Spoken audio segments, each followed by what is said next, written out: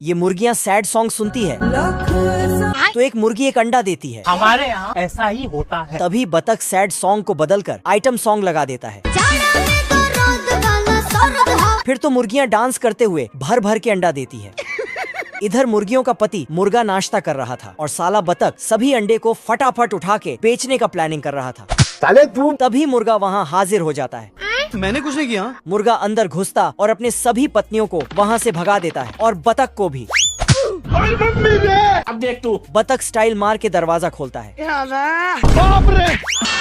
फिर बाहर अंडों की टोकरी में इसको पैसा दिखता है जिसका रखवाला मुर्गा कर रहा था। अच्छा। बतख अंडे को हासिल करने के लिए मुर्गी बन जाता है यार मैं इतना सुंदर क्यों हूँ? और फिर इस मुर्गे के सामने आके मटकने लगता है। कोई हमें भी पटा लो, गरीबों की दुआ लगेगी। साला मुर्गे के इतनी सारी पत्नियों के होते हुए भी नकली मुर्गी के चक्कर में पड़ जाता है। बाबू ये मुर्गा बतख को ढूंढता है लेकिन बतख अंडा चोरी करने की तैयारी कर रहा था। तभी मुर्गा आ जाता है। मुर्गा बतख को मुर्गी समझता है और अपने पैर से एक इल्ली को बाहर कर देता है। इल्ली भागता तो उसके ऊपर बतख का नकली फूल गिर जाता है। साला मुर्गा बतख को असली मुर्गी समझ के बैठा था। बतख के फूल में इल्ली घुस गया था इसलिए अजीब अजीब हरकतें करता है। साला मुर्गा तो कुछ और ही समझ रहा था। आजा आजा आजा। मुर्गा बतख को पकड़ने आता तो जोगिंदर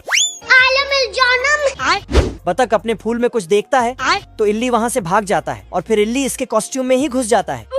इधर से मुर्गा निकलता है और नकली मुर्गी को देखता है कि डांस कर रही है तो ये भी जाके ठुमके लगाने लगता है।